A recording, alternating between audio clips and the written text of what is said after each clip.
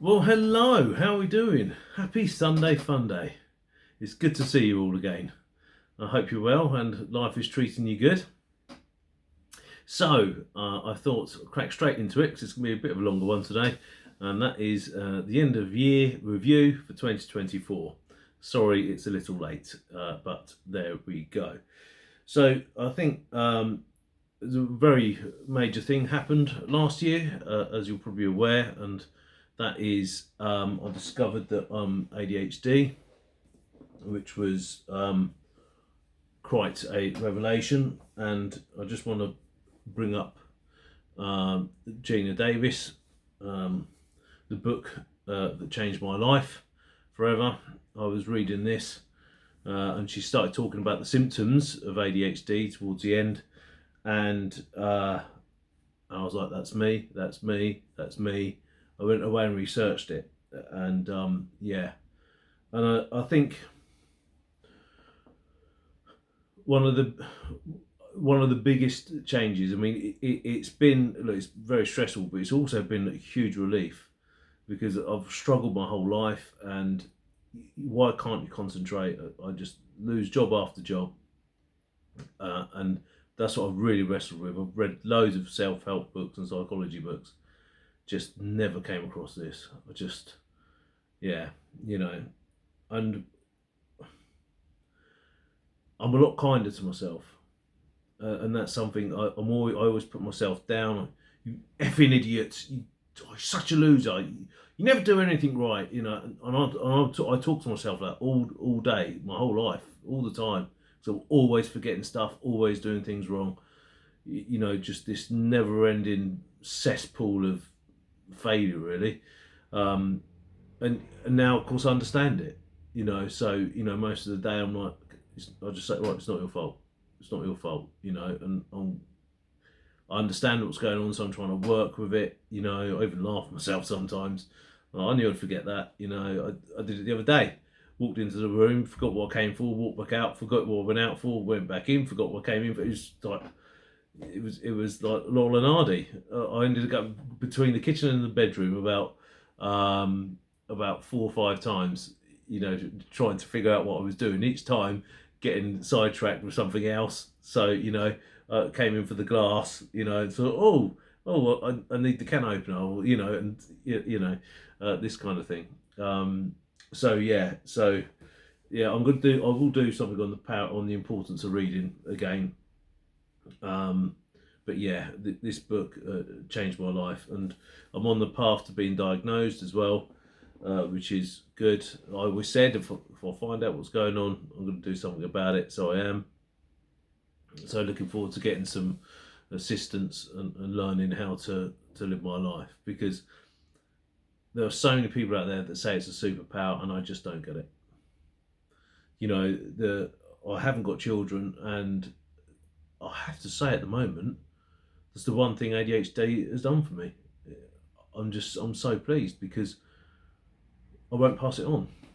I wouldn't wish it on anyone, and I just don't understand all these people out there saying, "Yay, I've got ADHD." Well, not exactly, but yeah, it's my superpower. I just please show me what I'm doing wrong. I'm sorry, but yeah. So anyway, that's that. So today, let's get on with the stuff that.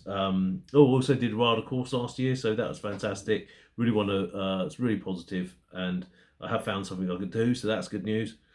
And so I'm looking forward to continuing on with that. So let's get into the nitty gritty. I suppose you're all waiting to hear about books. So let's get on with some books.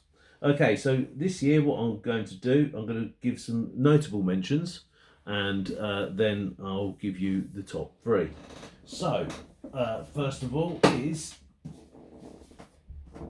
Patrick Stewart, Making It So. Really good book. Obviously I'm interested in acting, so it went down well, but it was interesting all the way through. I thought I might struggle with some of the earlier stuff because it's before my time. I don't know the actors and XYZ and not interested, but not at all. I was really interested the whole way through. Full of really good anecdotes. Really enjoyed it. Thoroughly recommended autobiography. Next is This Much Is True by Miriam Margolyes. Really like this as well. Fantastic. And talk about voice. She's got such a strong voice, and it's great. It's so refreshing. And I have to say, that's one of the reasons that I sought it out. Because I've got many sides to my personality. I can be very, very proper and very, want to talk intellectually and have stimulating debates and conversation. And sometimes I can just be a bit of a lout, really. And I just like, messing about, and can potty mouth, and all sorts. And I heard her talking about that, and I was just like, I'd really like to hear what she has to say. Was not disappointed. It's really full of interesting stuff, and you just know she's saying what she thinks, and that was really refreshing. So yeah, me and Marg was. So on to the top three, and that was, I've forced myself to put them in order. All these books have been number one of the year in my mind. Every time I've read one, I said that's the best of the year. So I've kind of forced myself to pick. Now, the first one is The Last Action Heroes by Nick de Semlyen. Sorry if I'm butchering your name. It's literally the rise of the action heroes in the 80s. Don't know if you can see the thing there. So it's Arnold Schwarzenegger, Bruce Willis, Jean-Claude Van Damme, Sylvester Stallone, Chuck Norris, Steven Seagal, Jackie Chan, I think, as well. It's absolutely just brilliant. It was well written, and it's just what I wanted. But that's why it's number three. That's why I didn't get to number one, because in all honesty, it is really well done, really well researched, brilliantly. But even if Nick had done a rubbish job, I would probably still love it, because I just loved the 80s action hero scene. So you couldn't go wrong. But he did do a masterful job. So that's The Last Action Heroes by Nick de Semlyen.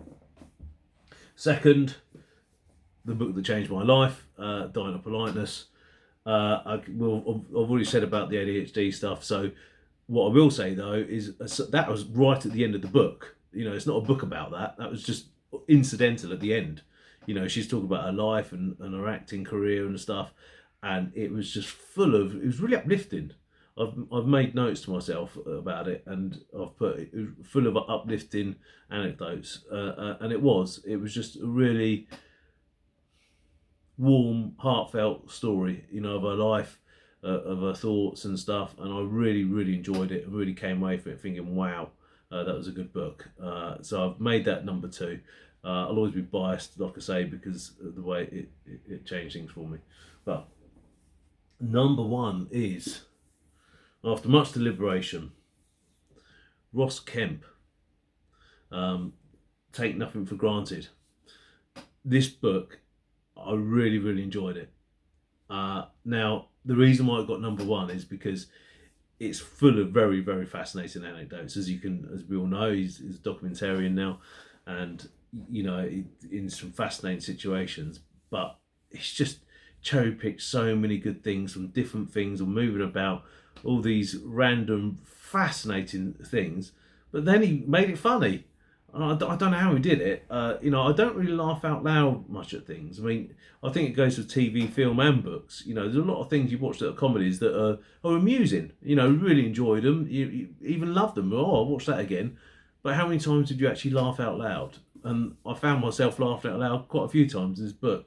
So, and no offence to Ross, but I don't associate him with comedy. So, so well done, mate. That is number one. I think, that was a really good book. So that's Take Nothing for Granted by Ross Kemp. Okay, look, I know it's a longer video, so I'm going to get shifting on. I'll mention a few films.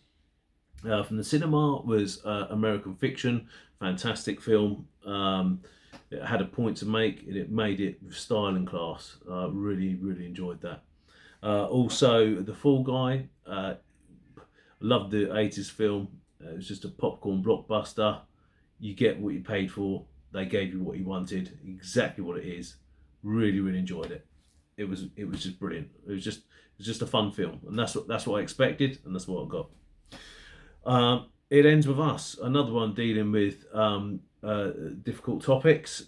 Did very well again, and trailers do work because I didn't know anything about it. I was hooked in by the trailer, went to see it, and now I'm actually thinking about reading Colin Hoover's book.